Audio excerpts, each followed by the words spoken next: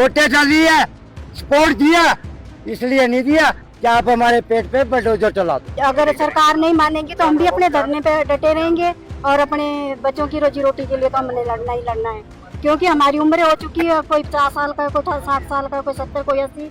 इस बुढ़ापे में हम लोग कहाँ जाएंगे? व्यापार मंडल के हमारे कुछ ऐसे गढ़ बने हुए, 2-3 गुट ऐसे बने हुए हैं व्यापार मंडल। आप लोगों ने देखा होगा, कोई एक व्यापार मंडल हमारा नहीं है, 2-3 गुट है। तो एक गुट ऐसा है जिसने हाई कोर्ट में भी हमारे खिलाफ रिट डाल रखी है व्यापार मंडल का। और ये जो आदमी है, ये जो कमिश्नर है, ये उनके ही के साथ मिला हुआ है। राजधानी शिमला के लोअर बाजार में सोमवार को नगर निगम की प्रस्तावित कार्रवाई से पहले माहौल तनावपूर्ण हो गया। लोअर बाजार को नॉन वेंडिंग जोन घोषित किए जाने के विरोध में बड़ी संख्या में तहबाजारियों ने प्रदर्शन किया।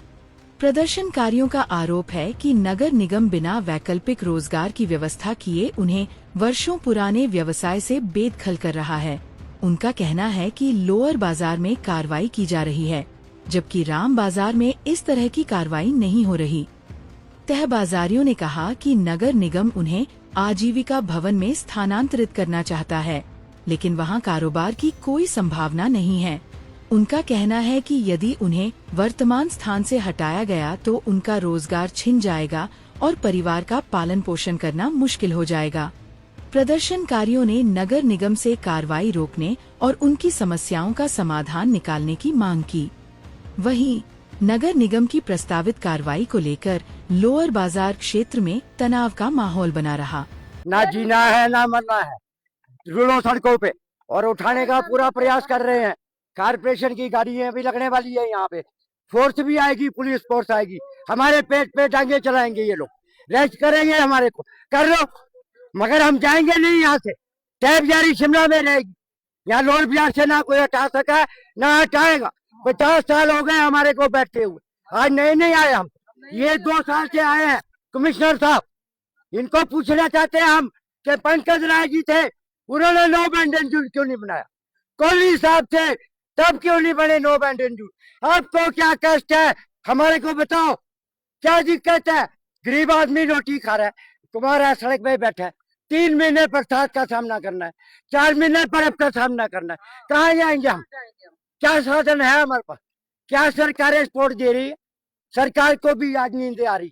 अरे जागो भाई, गरीब के लिए आओ, गरीब बेचारा आपको वोटें डाली है, सपोर्ट दिया, इसलिए नहीं दिया कि आप हमारे पेट पे बुलडोजर चला दो।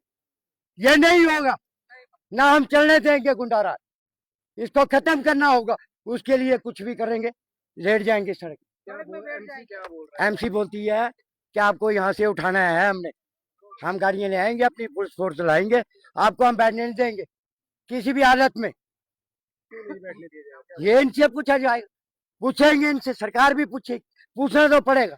आप भी पूछो इनसे कि क्या दिक्कत है, आप भी पूछो इनके दफ्तरों में, पूछो इनको क्यों हमारे पेट पे बुलडोजर चला रहे हैं ये लोग। कमिश्नर साहब बोलते हैं कि हम 6, 7, 8 तारीख को कार्रवाई करेंगे और हम किसी को बैठ नहीं देंगे। हमारे को हमने आप कोर्ट में जाओ और वहाँ से कोर्ट का स्टे लेके आओ। तो कोर्ट में हमारी पहले अपील चली हुई है, तो अभी कोर्ट से हमारा कोई कागज नहीं मिला हुआ है स्टे का कि भी आप।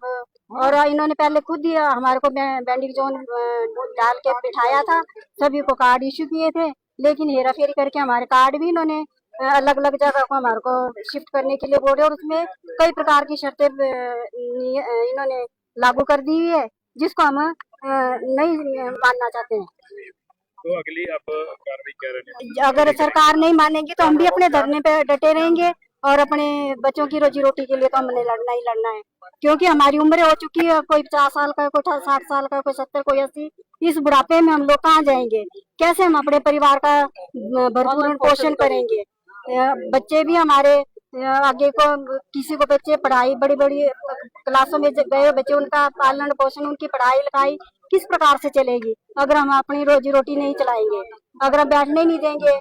ये तो सीधा सीधा हमारे गरीब के पेट पे लात मारने का कार्य हो रहा है।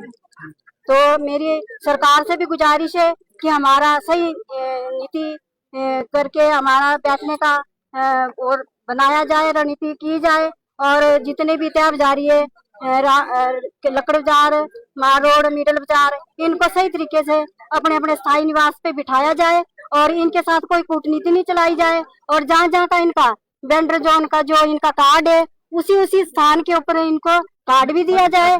कोई भी रणनीति न चलाई जाए हमारे साथ। तो अभी कब तक आप यहाँ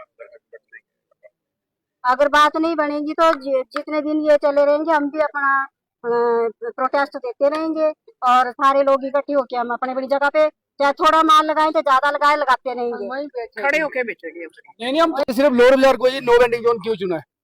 तो वो चिढ़ के खड़े हो गए जब मैंने ये क्वेश्चन करा। मैं कहा सिर्फ आप एक वजह बता दो हमारे को कि ये वजह है कि हम लोअर बाजार को नो वेंडिंग जोन बना रहे हैं।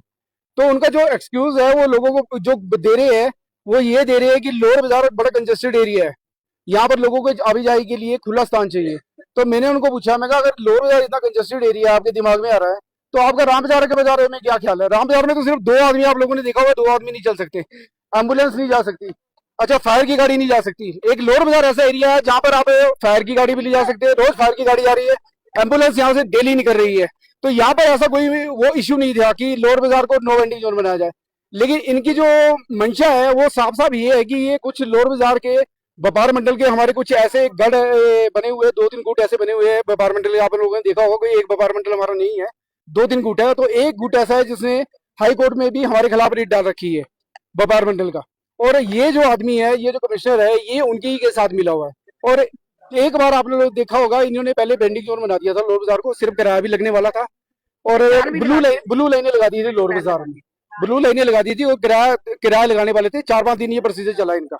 और इससे पहले पंकज राय जी ने तो लोअर बाजार को नो वेंडिंग जोन बनाने के लिए साफ साफ मना कर दिया था और वेंडिंग जोन के लिए उन्होंने ये सर्वे भी करवाया था लोअर बाजार का।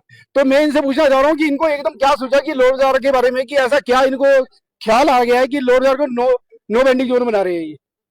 2000 की बात नहीं और जगह भी हाँ पोस्टर लगे हैं, लेकिन आपने एक चीज देखी होगी कि इन्होंने कोई राम बाजार वाले हैं, राम बाजार वालों को 6x3 जगह इशू कर दी है, उनके कार्ड बना दिए गए हैं, जहां वो बैठे हैं वहीं पे उनके कार्ड बन गए। सब्जी मंडी वालों के वहीं के वहीं कार्ड बन गए हैं, गंज वालों के वहीं के वहीं कार्ड बन गए। सिर्फ लोअर बाजार वाले हैं जिनके इन्होंने कार्ड कैंसिल कर दिए, और उन्हीं को लोअर बाजार से ये चाह रहे हैं कि लोअर बाजार में एक भी वेंडर ना बैठे। शिमला का सबसे व्यस्ततम बाजार लोअर बाजार है और अच्छा काम वहाँ पर। हाँ, अगर वहाँ से शिफ्ट आजीविका भवन किया जाता है तो कारोबार पर क्या असर? देखिए जी, लोअर बाजार जो है सबसे ऐतिहासिक मार्केट है, सबसे पुरानी मार्केट है, और यहीं पे वेंडर नहीं अगर बैठेगा तो आप ये खुद बताओ कि और वेंडर जाएगा कहाँ और कहाँ पे वेंडिंग मार्केट लगेगी?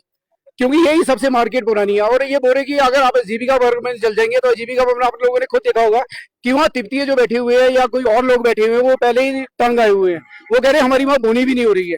तो उसके बाद उनका काम तो ठप होगा जब हम लोग जाएंगे, लेकिन हम लोग भी मारे जाएंगे। हम लोग वहाँ क्या करेंगे बैठकर?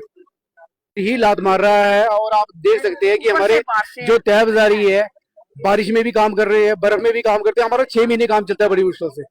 और यहाँ पर ये जो कमिश्नर है ये चाह रहे हैं कि ये सब बेरोजगार हो जाए, कोई काम धंधा ना करें और इनके बच्चे भूखे मर जाएं। सिर्फ डिग्री नहीं, सफलता की गारंटी की ओर पहला कदम। सपनों को मिले नई दिशा, करियर को मिले नई पहचान। हिमाचल की खूबसूरत वादियों